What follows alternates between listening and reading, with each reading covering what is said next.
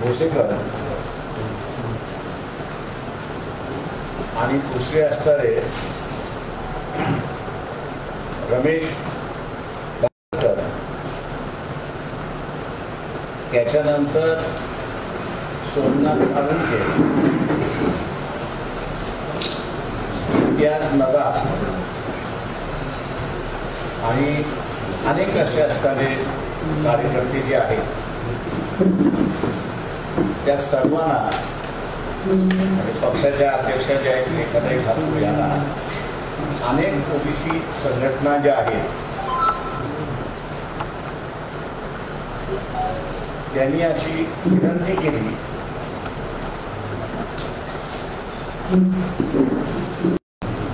की ओबीसींचा हा जो लढा आहे याला आपण हातामध्ये घ्या. जी परिस्थिती निर्माण होते ती परिस्थिती अत्यंत भयानक आहे.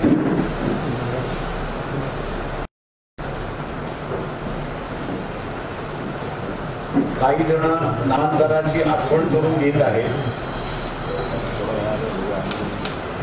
आणि दोन तर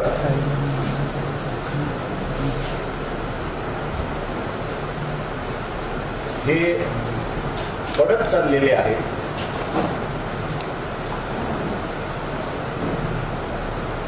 महाराष्ट्राच्या पूर्व आणि महाराष्ट्राच्या दृष्टीने आज ओबीसी वर्सेस मराठा असा श्रीमंत मराठ्याने जो वाद लावलाय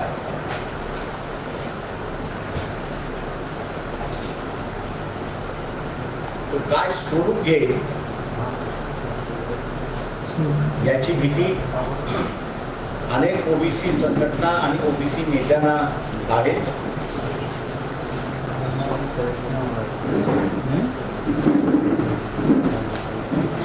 जरांगे पाटील यांनी आपलं आंदोलन सुरुवात केलेलं आहे.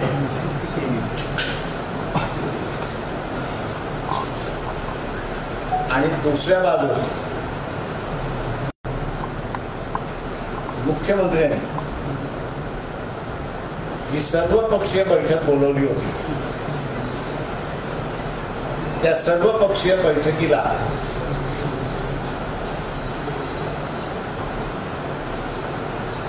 सर्व मराठा नेते, एनसीपीचे,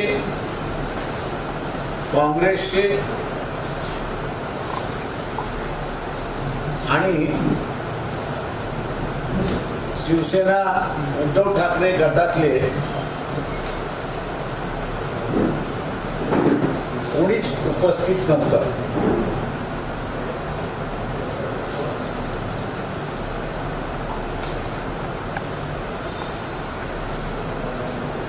आणि त्यामुळे त्या बैठकीमध्ये नेमकी राजकीय पक्षाची भूमिका काय हा प्रश्न वंचित बहुजन आघाडीकडून विचारण्यात आला. याच्यातला सामंजस्य तोडगा काढायचा असेल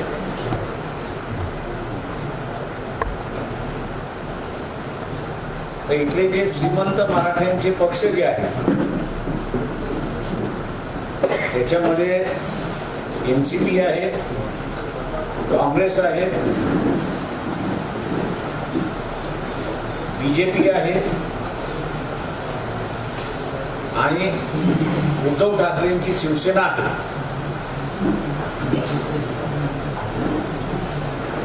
हे जोपर्यंत भूमिका मांडत नाही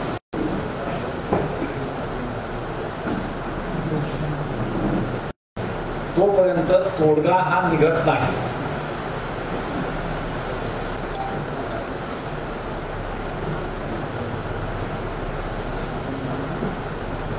दुसऱ्या बाजूस त्याच बैठकीमध्ये मुख्यमंत्र्यांना वंचित बहुजन आघाडीच्या वतीने विनंती करण्यात आली होती. मुख्यमंत्र्यांनी या सर्व राजकीय पक्षांच्या नेत्यांना व्यक्तिगत पत्र लिहावं, मुख्यमंत्री पण लिहावं, पण त्याच्याच बरोबर व्यक्तिगत सुद्धा लिहावं. या प्रश्नावरती म्हणजे जरांगे पाटील यांची जी मागणी आहे की मराठा समाजाला ओबीसीतून आरक्षण, ओबीसीच्या कोट्यातून आरक्षण द्या, ही जी मागणी आहे, या मागणीच्या संदर्भात राजकीय पक्षांची भूमिका काय आहे,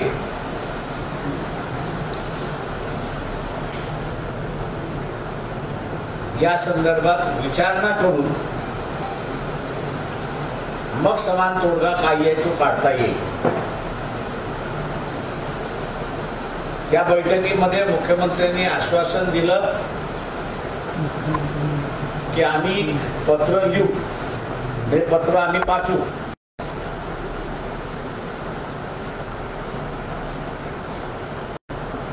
अजूनपर्यंत वंचित बहुजन आघाडीला ते पत्र मिळालेलं नाही.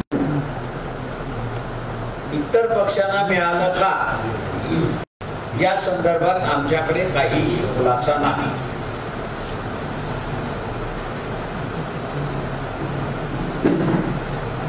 हे लोन आता फक्त महाराष्ट्रात म्हणजे मराठवाड्यापुरतं मर्यादित आहे असं मी त्या ठिकाणी मानत नाही. ते पश्चिम महाराष्ट्र आणि खानदेश इथे हळूहळू पसरत चाललेलं आहे. कदाचित विदर्भामधला असणारा वाशिम जिल्हा आणि बुलढाण्याचा काही भाग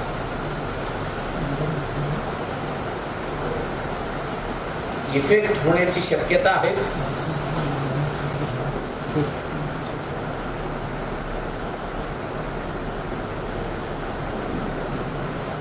या सगळ्या ओबीसी संघटना ज्या होत्या त्यांची एक मागणी होती की आपण जे वंचित बहुजन आघाडीची भूमिका मांडते ती गावोगाव गेली पाहिजे. आणि म्हणून पक्षाच्या वतीने आम्ही असं ठरवलं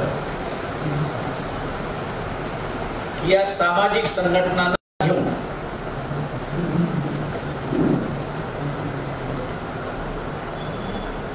पंचवीस तारखेला दादर चैत्यभूमी इथून सुरुवात करायची. त्याच दिवशी फुलेवाड्याला जायचं पुण्यामध्ये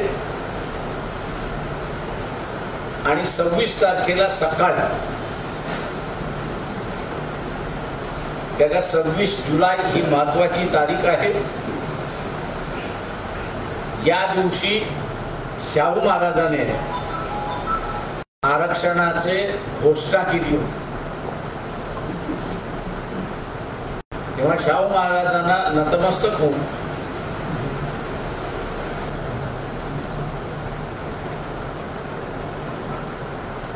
आरक्षण बचाव जनयात्रा हे काढण्याचं आम्ही ठरवलेलं आहे. ही यात्रा कोल्हापूर, सांगली, सोलापूर, उस्मानाबाद, बीड, लातूर, नांदेड, त्याच्यानंतर यवतमाळ, अमरावती, अकोला, बुलढाणा, वाशिम, जालना हिची सांगता 7 किंवा 8 तारखेला औरंगाबादमध्ये होणार आहे.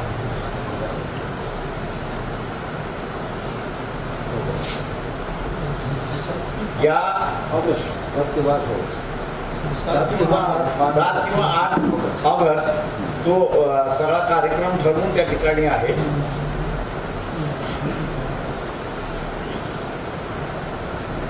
या रूटवरती ठिकठिकाणी बैठका घेतल्या जातील, कॉर्नर बैठका घेतल्या जातील. आणि मुक्कामाचं ठिकाण जे आहे त्या ठिकाणी जाहीर सभा घेतल्या. त्याच्यामध्ये ज्या प्रमुख मागण्या आहेत, प्रमुख मागण्या म्हणजे ओबीसीचं आरक्षण वाचलं पाहिजे, एससी एसटी विद्यार्थ्यांची स्कॉलरशिप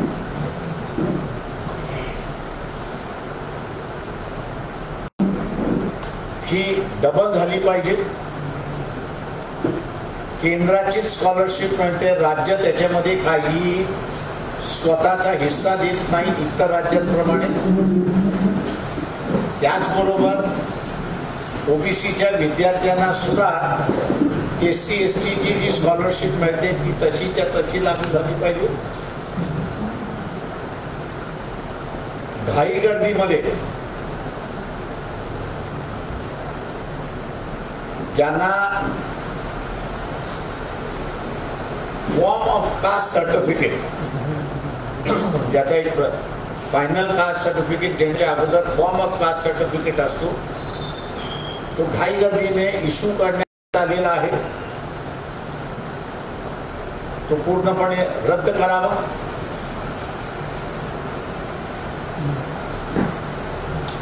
जे कुणबी आहेत त्यांना आरक्षण मिळणारच, कारण त्यांचं कुणबींचं ओबीसी मध्ये इन्क्लुडेड आहे.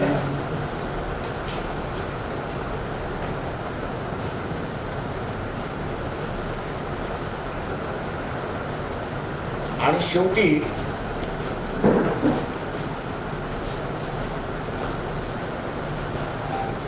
आरक्षण जे आहे त्याच्यामध्ये एससी एसटीला पदोन्नती आणि त्याचबरोबर ओबीसीला सुद्धा पदोन्नती मिळाली पाहिजे.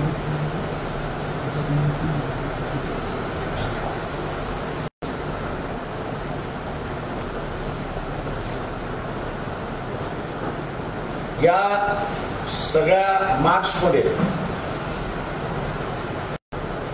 आम्ही अपील करणार आहोत इथल्या असणाऱ्या रयतेतल्या मराठ्यांना, गरीब मराठ्यांना,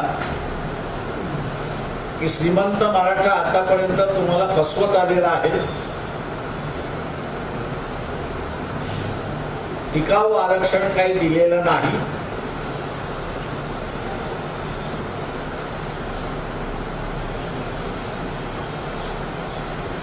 तेव्हा ओबीसीच्या हातामध्ये सत्ता आपण द्या, आरक्षणवाद्यांच्या हातामध्ये सत्ता आपण द्या.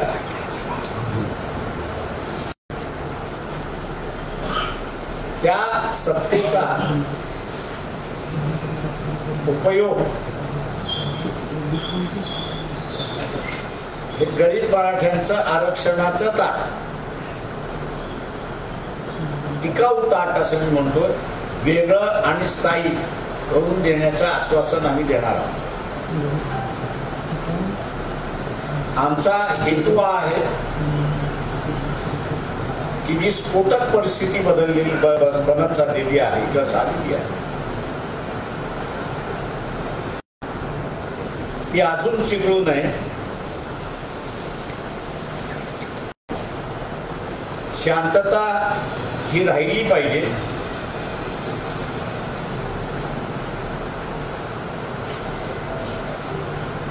ओबीसी संघटना आणि वंचित बहुजन आघाडी यांच्या भूमिका अत्यंत स्पष्ट आहेत, परंतु ते इतर राजकीय पक्ष जे आहेत, भारतीय जनता पक्ष, काँग्रेस, शरद पवारांची काँग्रेस आणि उद्धव ठाकरेंची शिवसेना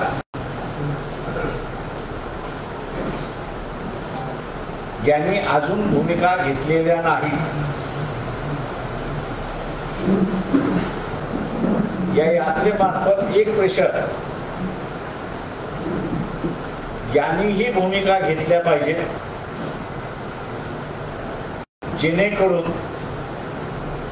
ही स्फोटक बनलेली परिस्थिती निवळण्यात येईल आणि पुन्हा गावगाडा जो आहे तो पूर्वरहित होईल अशी अपेक्षा धरून आम्ही असताना ओबीसी बचाव यात्रा आयोजित केलेली आहे. आपण आता विचार. तुम्ही ही घोषणा केल्यानंतर तिकडे भुजबळ काल पवारांना भेटले आणि ते असं म्हणतायत की एकत्रित बसून ही सगळी परिस्थिती चिघळवण्यापेक्षा एकत्रित बसून तात्काळ निर्णय घेऊन दोन्ही सभागृहाला न्याय मिळाला अशा पद्धतीनं सरकारनं आणि आपण विरोधकांनी काम करावं असं त्यांची भूमिका आहे. तर तुम्ही राज्याचा दौरा करताय, पुन्हा इकडे उपोषण, इकडे आंदोलन, अशा सगळ्या राजकीय पक्षांनी भूमिका एकदा घेतल्या की लोकांच्या समोर परिस्थिती ही जाते. आपल्याला मिळणार की न मिळणार अशी असणारी परिस्थिती आहे. आजच्या याच्यामध्ये जे राजकीय पक्ष भूमिका घेत नाहीत त्यांच्या संदर्भात ओबीसींचं असं मत व्हायला लागलेलं आहे की हे आपल्या बाजूने नाहीत. हे सगळे जे आहेत हे श्रीमंत मराठ्यांच्या बाजूने आहेत. किंवा हा जो समज वाढत चाललेला आहे हा माझ्या अंदाजानं धोकादायक आहे असं मी त्या ठिकाणी मानतोय. आणि दुसऱ्या बाजूला जरांगे पाटील ते असं म्हणतात आहे की आमच्या अपेक्षा पूर्ण झालेल्या नाही.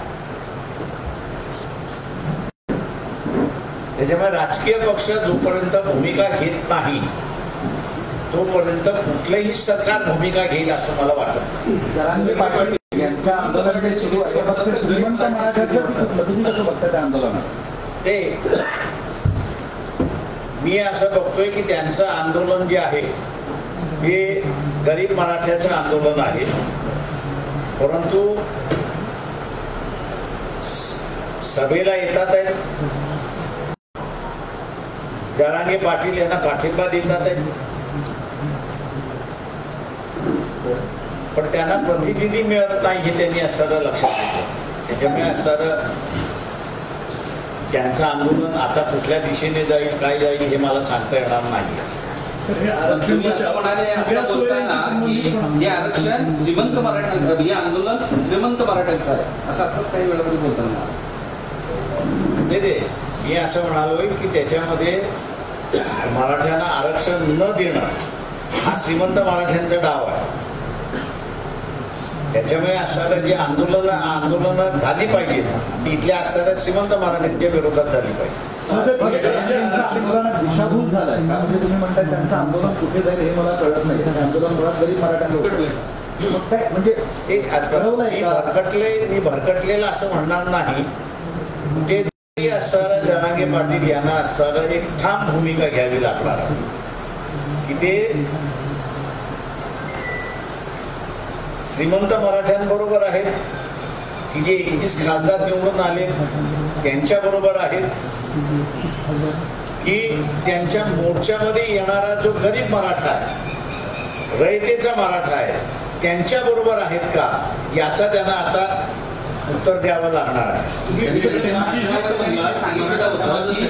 ताट ठेवायचं म्हणलं तुम्ही ओबीसीच्या सत्ता जर जी वेगळे ताटा देण्याचा आतापर्यंत प्रयोग झालेला आहे तर ते टिकेलं नाही म्हणून सातत्याने ओबीसी त्याच्यामध्ये म्हणून म्हटलं की मी माझं अगोदरचं स्टेटमेंट होतं की सत्ता ही श्रीमंत मराठ्यांची सत्ता आहे आणि ते श्रीमंत मराठा जो आहे तो गरीब मराठ्याला आरक्षण मिळूच नाही याच दृष्टीने त्याचे प्रयत्न चाललेले आहेत. आणि म्हणून मी मागे म्हणालो होतो की याचा तोडगा मी आत्ता मांडणार नाही.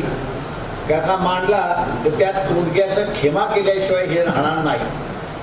आणि म्हणून सत्ता आल्यानंतर आम्ही मांडू असं आम्ही त्या ठिकाणी त्यावेळेस म्हणालो. आता कोणाचं आरक्षण बचावाची गरज असतो?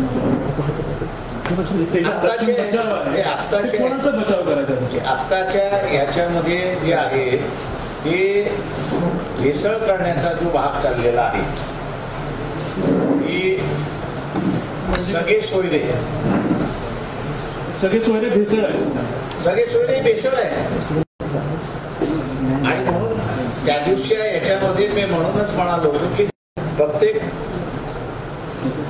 पार्टीला तुम्ही पत्र लिहा या दोन इश्यूवरती की एक जरांगेची मागणी जी आहे की मराठा समाजाला ओबीसीच्या कोट्यातून आरक्षण द्या हा एक इश्यू आणि दुसरा हे जे सगळे सोयरे आहेत या संदर्भात तुमची भूमिका काय?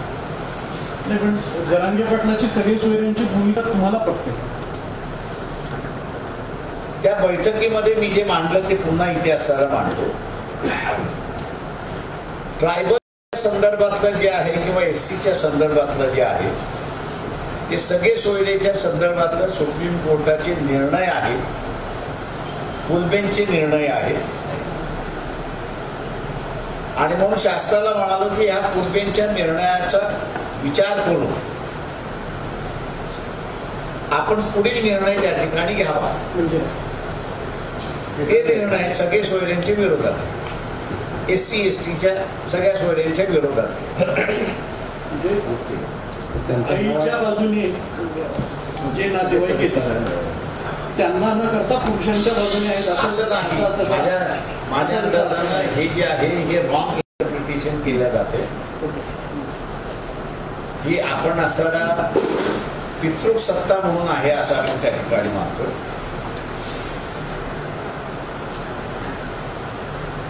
जिथे इंटरकास्ट मॅरेजेस झालेले आहेत असं धरून चालतं. किती पर्सेंट आहे ते? खूप आता तुलनेमध्ये माझ्या अंदाजानं फार मोठा पर्सेंटेज आहे. इट्स मोर दॅन 10-12% आहे. 10-12% आहे. तुम्ही जे म्हणताय कम्प्लीट वाढतंय ना ते बोलताय ते जास्त असे त्याच्यामध्ये सुद्धा आता हा विषय नाही कधीतरी बसलो तर मी सांगेन की कसं त्या लोक जात तोडायला मागतात आहेत पण गव्हर्नमेंट आणि कोर्ट कसं तिथून देत नाही हे पण नंतर मांडेल. सर्वपक्षीय नेते बोलवले जात आहेत, सर्वपक्षीय नेते येत नाहीत. तुम्हाला काय वाटतं की हे लोक एवढा मोठा महाराष्ट्राच्या महत्वाच्या विषयामध्ये ज्वलंत प्रश्नामध्ये विरोधी पक्ष नेते किंवा ज्यांना बोलवलं ते का लक्ष घालत नाही? त्यांना काय वाटतं असं आहे की आपण सगळ्यांनी छगन भुजबळ यांची मुलाखत बारकाईने ऐकली नाही. त्यांनी रेफरन्स देताना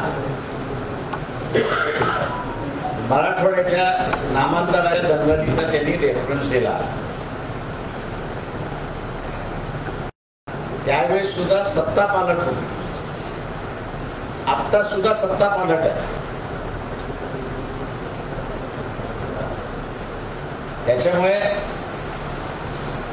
सत्ता पार्टीच्या बॅकग्राऊंडवरती त्यावेळेस दलितांचा बळी घेतला, यावेळेस ओबीसींचा बळी जातोय का हा महत्वाचा भाग आहे. तुम्ही म्हणताय ते सत्ता विरोधी पक्ष म्हणून असताना आम्ही ती शांतता राहावी म्हणून असताना सगळं ढवळून काढू. कास्ट सर्टिफिकेटचे फॉर्म तुम्ही म्हटलं ते रद्द करावं, कोणते फॉर्म असतात आता इश्यू केलेली आहेत ते नोंदणीनुसार मराठा समाजाला आता जे पूर्वीचे दिले आहेत ते बरोबर ना.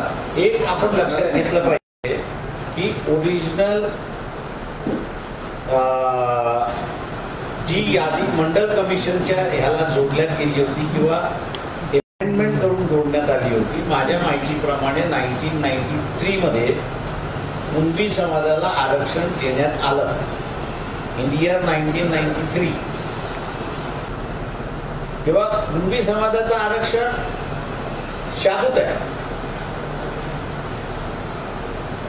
ज्यांना आता असं इतर मार्गाने एंट्री द्या असं जे आहे त्याचं भांडण चाललेलं आहे असं मी त्या ठिकाणी म्हणतो. This is my reading of the situation.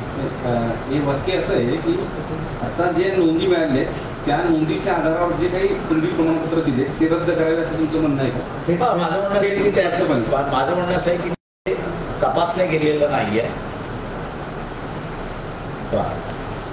ज्यांना तुम्ही दिले त्यांनी अर्ज केलाय का?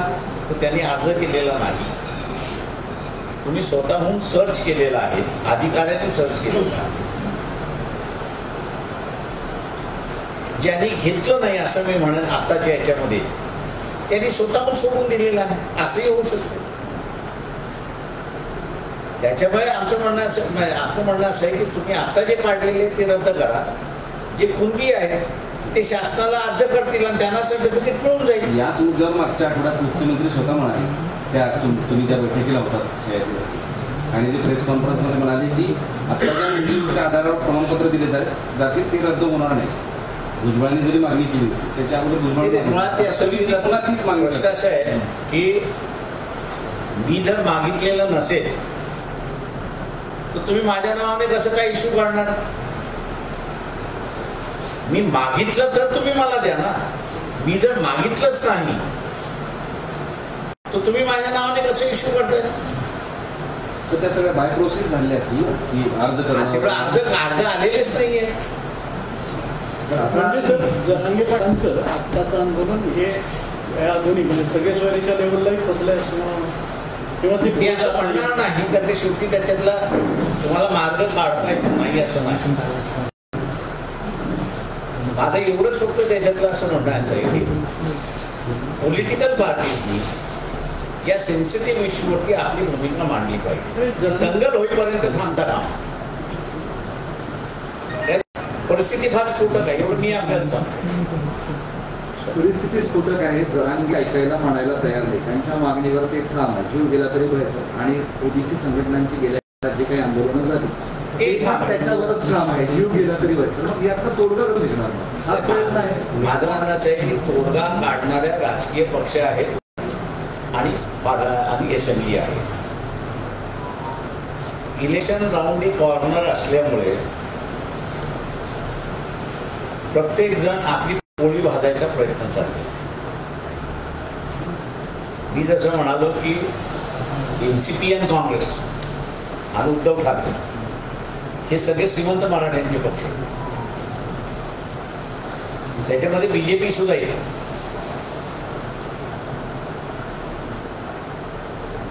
तेव्हा हे भूमिका घ्यायचं टाळतायत.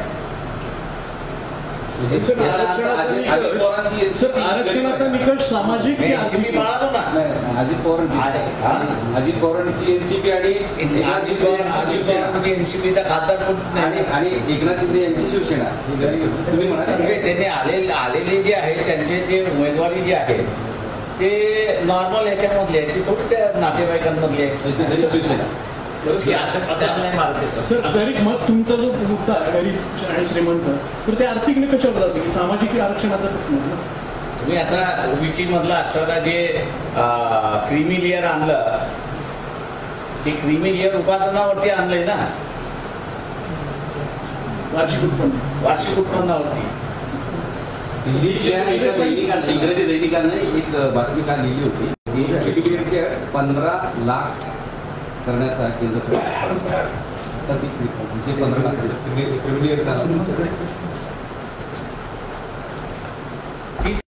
क्लिअर 8 SC ST लाभ होते त्याच्यामध्ये. हे स्कॉलरशिप जे आज असं तुम्हाला स्कॉलरशिप पाहिजे असेल तर तुमची इन्कम या आतमध्ये पाहिजे.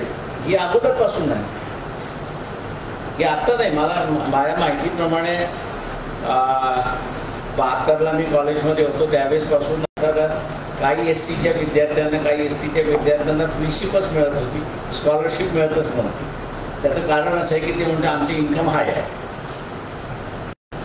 त्याच्यामुळे ही जुन्या काळापासूनच आलेली आहे कन्सेप्ट. पण 15 लाख उत्पन्न असल्यावर गरीब कसं गरीब नाही आहे. ते मला वाटतं आता ज्या 13 जागेपैकी 10 जागा हरल्या त्याच्यामुळे असं कुठेतरी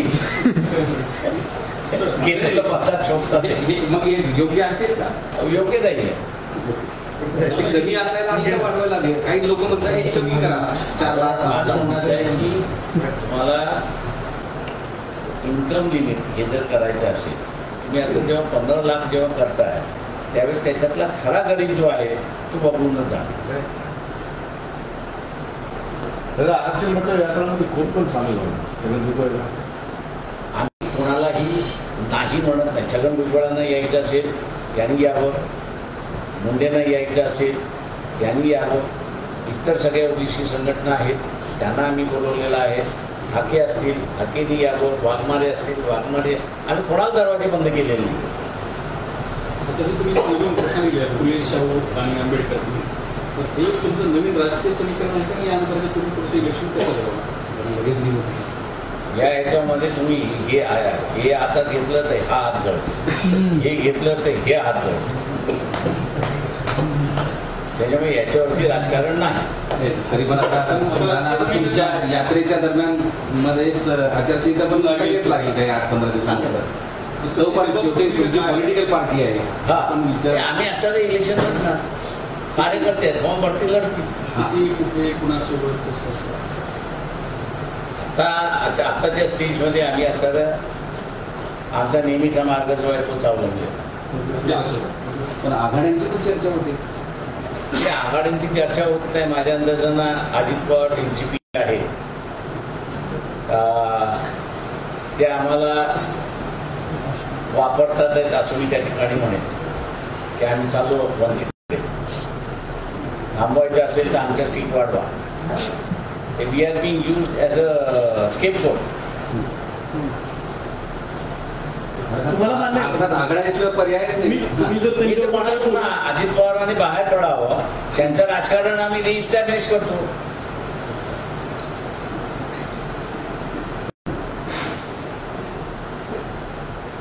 ते अजित पवारांनी युतीतून बाहेर पडल्यानंतर बाहेर पडल्यानंतर चलो थँक्यू. एक चहा घ्या सगळ्या. फोटो राहिला सर.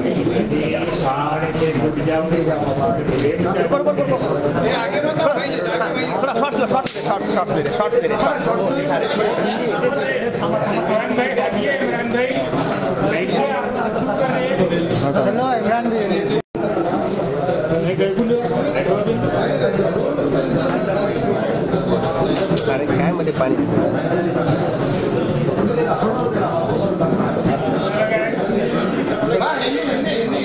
आधी हो आधी वे लाव ट्रायपॉड मागे हिंदी एक पण आगे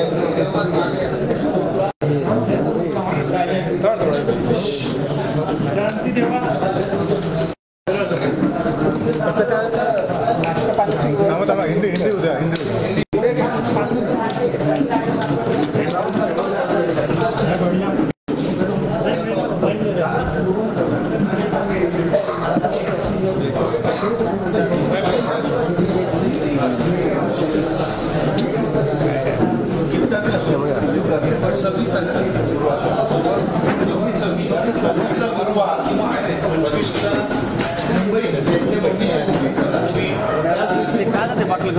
कार्यक्रम भैया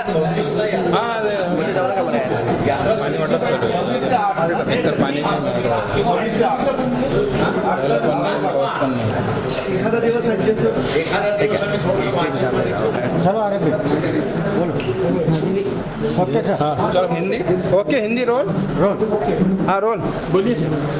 महाराष्ट्र में कई ओबीसी संगठन है और ओबीसी के नेता है जिनके साथ में पिछले 10-15 दिनों के साथ में गुफ्तगू चली है. इस गुफ्तगू में जिन्होंने हिस्सा लिया वो है प्रोफेसर सोमनाथ सोलंकी, रमेश बारसकर, अविनाश और इम्तियाज नदार. इन लोगों ने जो है ओबीसी संगठन और नेताओं के साथ में बातचीत की और उस बातचीत में ये नतीजा निकला कि वंचित बहुजन आघाड़ी ने एक्टिव रोल उसमें लेना चाहिए, क्योंकि दिन पे दिन परिस्थिति बिगड़ती जा रही है और कई जगह एक दूसरे का ओबीसी और मराठा एक दूसरे का मुंह भी देखने के लिए तैयार नहीं, ऐसी परिस्थिति है. ये फिसल कर दंगों की ओर भी बढ़ सकती है और अगर शांति रखना है तो वंचित बहुजन आघाड़ी ने इसमें भूमिका लेनी चाहिए. स्टेट कमेटी की मीटिंग हुई और स्टेट कमेटी के मीटिंग में ओबीसी और नेताओं का जो मांग थी उसको लेके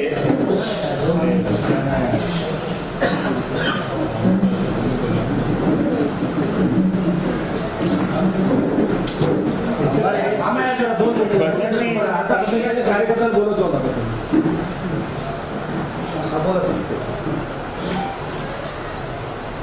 निर्णय लिया गया कि हम लोग ओबीसी आरक्षण बचाव की यात्रा जो है वो शुरुआत करें। 25 तारीख को बम्बई के चैत्य भूमि से शुरुआत करेंगे। उसी दिन जो है महात्मा फुले का जो पुराना मकान है, वाड़ा उसको कहते हैं, फुलेवाड़ा, वहाँ पे जाएगी, नमन करेंगी और मुक्काम के लिए कोल्हापुर में जाए। दूसरे दिन 26 तारीख को, ये 26 तारीख सबसे अहम दिन है ऐसा हम लोग मानते हैं कि शाहू महाराज ने 26 जुलाई को ही आरक्षण की पहली घोषणा की थी। उनका जो बड़ा स्टैचू है वहाँ पर नमन करेंगे और यात्रा वहाँ से शुरुआत हुई।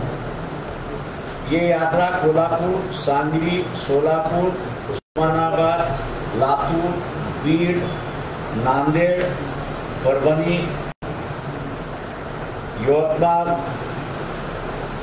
अमरावती, अकोला, बुलढाणा और जालना होते हुए 7 या 8 तारीख को वो औरंगाबाद पहुंचेगी और वहाँ उसकी आखिरी दिन होगा ऐसा हम लोग वहाँ पर मानते हैं।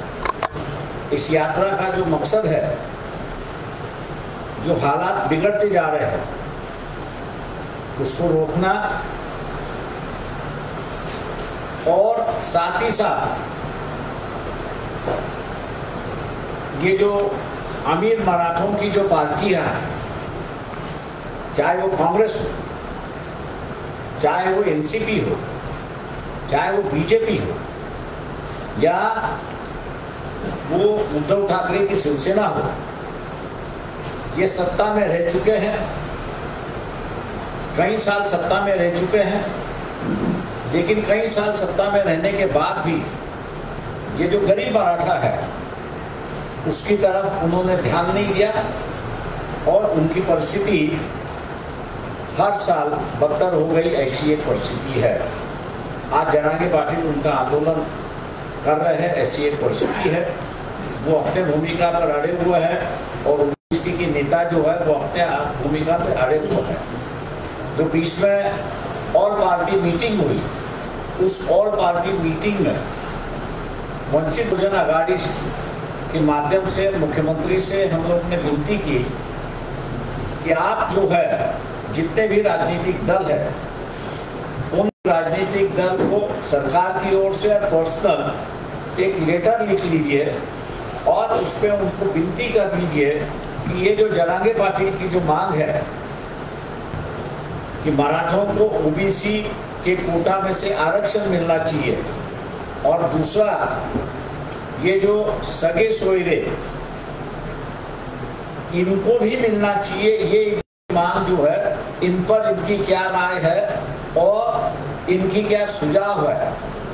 मैं उम्मीद करता हूं कि मुख्यमंत्री जो है जो मीटिंग में तय हुआ ये लेटर लिखेंगे और इन पार्टियों की जो राय है वो सरकार के पास आएगी। मैं समझता हूं कि शांति लाने के लिए राजनीतिक दलों ने अपनी भूमिका स्पष्ट करना जरूरी है, ऐसा मैं मान के चलता हूं और उसी परिस्थिति को आगे ले जाने के लिए ये हम लोग ने आंदोलन रखा हुआ है। इस आंदोलन की जो मांग है ओबीसी का आरक्षण बचना चाहिए, उसमें किसी का और समाज के लोगों को उसको इंक्लूड नहीं करना चाहिए। दूसरा जो है जिस तरह SC/ST की स्कॉलरशिप है दूसरे राज्यों में स्टेट अपना शेयर देती है, महाराष्ट्र उसको अपना शेयर नहीं देती है, इसलिए वो डबल होना चाहिए और वही फॉर्मूला जो है वो ओबीसी के विद्यार्थियों के भी लागू होना चाहिए। तीसरी मांग जो है वो ये है कि रिजर्वेशन इन प्रमोशन SC/ST और OBC तीनों को लागू होना चाहिए। चौथी मांग जो है ये जो 55 लाख की जो कास्ट सर्टिफिकेट इशू किया है हम लोगों का कहना है कि 55 लाख लोगों में से कई लोग ऐसे कह रहे हैं कि हमने अर्जी भी नहीं की, लेकिन हमारे नाम से कास्ट सर्टिफिकेट दिया है। तो मैं ये मान के चलता हूँ कि जिस जल्दी से सरकार ने किया है, इसलिए उन्होंने सही ढंग से उसको जांच नहीं की है, ना वो जांच करना चाहते। इसलिए जो 55 लाख का सर्टिफिकेट इशू किया है ये रद्द होना चाहिए। चौथी बात हम लोग जो पब्लिक मीटिंग में कहने वाले हैं वो यही है कि ओबीसी के हाथ में सत्ता दे दो। ये अमीर मराठा गरीब मराठा को सत्ता नहीं देगा। सत्ता में आने के बाद ये जो गरीब मराठा है उसका आंदोलन, उसका आरक्षण की जो खाली है वो अलग से बनाई जाएगी, लेकिन स्थायी भाव से होगी। इसका आश्वासन हम लोग जो है वो गरीब मराठाओं को देने जा रहे हैं। ठीक है, अक्षय सर को लेकर चर्चा है सर, एमआईएम के साथ गठबंधन को लेकर चर्चा है, घर में हो रही है। हम लोग ने पहले भी कहा था कि एमआईएम जो है वो अवसरवादी पार्टी है, उनका मतलब निकल गया। तो उन्होंने जिन ओबीसीओ ने पिछले लोकसभा में जिताने का काम किया और जब ओबीसी का बात आई सत्ता में जाने की तो हाथ खींच के अलग से हो गए। ओबीसी का कहना है कि ऐसे लोगों के साथ में हम लोग ने जाना नहीं चाहिए।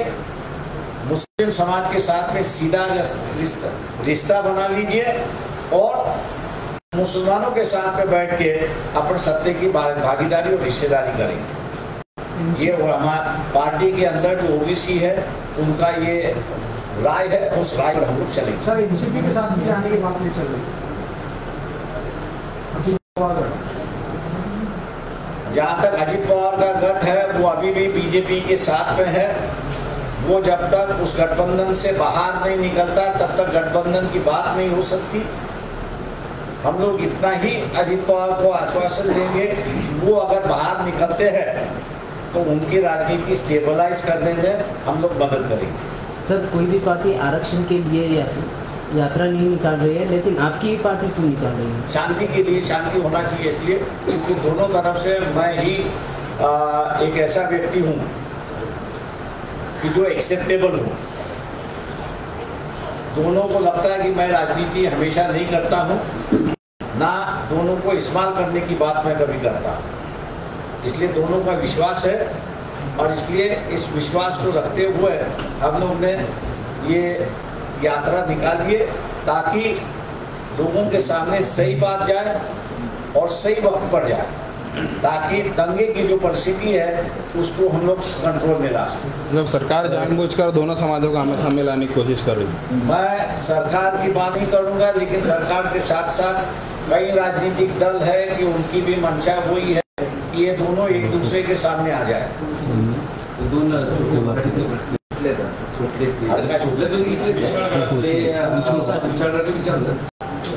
बरेच लोक तुमच्या बरोबर जात आहेत। मी आत्ताच मला सांगितलं तुम्हाला, आमच्यामधला असणारा जो ओबीसी आहे तो एवढा स्ट्रॉंग आहे की तो असं म्हणतोय की एमआयएमने आपला वापर करून घेतला। ज्यावेळेस ओबीसीला विधानसभेमध्ये सत्ता देण्याची संधी आली त्यावेळेस 100 जागा मागितल्या आणि एका अर्थाने त्यांनी युती तुटली आणि तोडली। तेव्हा अशा असणाऱ्या संघटनेबरोबर आपण जायचं नाही। जायचं असेल तर आपण सरळ मुस्लिम समाजाशी बसलं पाहिजे, त्यांच्याशी आपण बसलं पाहिजे आणि त्यांच्याबरोबर बसून डायरेक्ट आपण असणाऱ्या सीट शेअरिंगच्या चर्चा करू, पण इतर कुठल्या संघटनेमार्फत नाही। त्यांच्यातली काही लोक तुमच्यासोबत आहेत, एमआयएममध्ये भेटलेत तुम्हाला असं? माझ्या अंदाजात नाही, त्यामुळे आम्हाला कोणी भेटलं नाही।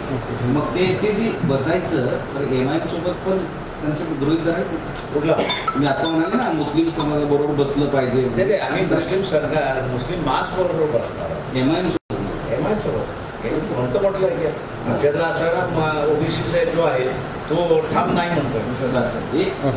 या सगळ्या परिस्थितीचा तुमचं राजकारण म्हणजे तुम्ही फार अवलोकन जबरदस्त आहे. या सगळ्या परिस्थितीचा फायदा या विधानसभा निवडणुकीमध्ये नेमकं कुणाला होईल असं तुम्हाला वाटतं? मी मगाशी जे म्हणालो की 10वा हात हा जो ओबीसीचा आपण धरला तर आगीचा, जो हात आपण असणारा मराठ्यांचा धरला तोही आगीचा आहे. तर पुढचा जास्ती जळेल आणि तो जो आणि कुठल्या पक्षाचा जळेल, सगळ्याच पक्षाचे जळणार आहे. तो हात कसा असणार आहे? मुस्लिम आणि वंचित तुम्ही जे आता बसावं लागेल असं म्हणतो, तो शेक हँड असेल. मुस्लिम समाजाबरोबर कधी करायचं? सर विशालगढ़ की जो घटना है संभाजीराजे आणि शाहू दोघांमध्ये संभाजीराजे अतिक्रमण हटवण्याच्या बाजूने शाहू महाराज म्हणतात की जे घडलं ते अत्यंत दुर्दैवी होतं. त्यांनी जे काही संभाजी महाराजांचं आणि शाहू महाराजांचं जे काही दोघांचं ऐकलेलं आहे त्याच्यामध्ये वाद आहे असं मला वाटत नाही. परंतु त्याच्यामधला मी एवढं सांगू शकतो, मला जेवढी माहिती आहे तिथे, आणि आमचे जे कार्यकर्ते इम्तियाज नादाफ तिथे गेले होते आणि त्यांच्याबरोबर इतर टीम गेली होती, त्यांचा जो रिपोर्ट आलेला आहे तो रिपोर्ट असं म्हणतो की साधक जे आहेत भिडेंचे ते दुपारी घुसले आणि त्यांनी तोडफोड केली. तर शासनाला मी म्हणाले की हे तोडफोड करणारे जे आहेत त्यांच्यावरती तुमची कारवाई झाली पाहिजे. एक दुसरं जे आहे ते गडावरती जे आहेत सगळे ते 90च्या अगोदरचं, म्हणजे 90ला ते असताना प्रोटेक्टेड मॉन्युमेंट त्या ठिकाणी झालं. त्यांचं हे मॉन्युमेंट सुद्धा प्रोटेक्ट झालं पाहिजे असं म्हणणं आहे, नाही असं नाही. तर त्यांचं एवढंच म्हणणं आहे की आम्ही गरीब आहोत, हे आमचा पोटपाण्याचं, आम्हाला ऑल्टरनेटिव्ह द्या. आता त्याच्यामध्ये धारकांमार्फत म्हणजे संभाजी भिडे मार्फत राजकारण केल्याचं जातं मशिदीच्या विरोधात.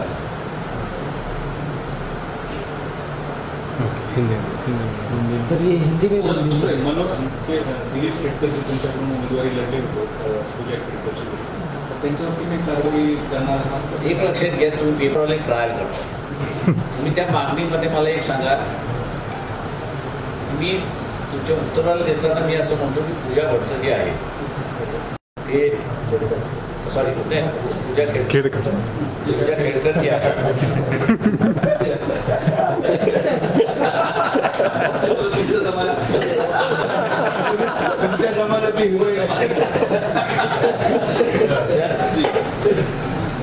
त्या डॉक्टरनी इश्यू जे केलेलं सर्टिफिकेट आहे त्याच्यावरती कारवाई का मागत नाही? एक भाग. दुसरा भाग त्याच्यामध्ये खेडकर रिटायर्ड आहे, बरोबर आहे.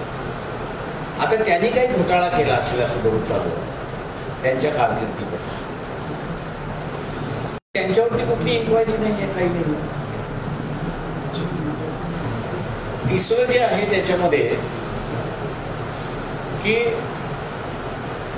तिच्या आईने पोलिसांची बाब गैर केली असं असताना सांगितल्या जाते. सगळं पोलिसांनी कारवाई करायची. काल तिच्या वडिलांनी सुद्धा प्रेस घेतली आणि त्यांनी सांगितलं की आम्ही जर काही चुका केल्या असतील तर आमच्या विरोधात कारवाई करणार, प्रेस ट्रायल का, प्रेस मार्फत ट्रायल का.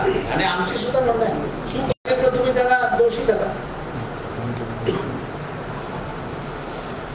त्या ह्याच्यामध्ये आता तिने वेगळं कॅबिन मागितलं आणि रिपोर्ट कधी मागितलं, कधी ते 4-5 महिने. रिपोर्ट कधी जातोय?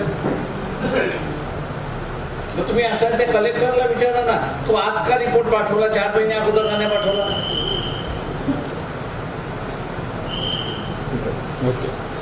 त्याने आता असं सेव माय स्कीम. सर विशालगढ़ वाला जो मामला है वो हिंदी में बता दीजिए. जहाँ तक मैं समझता हूँ कि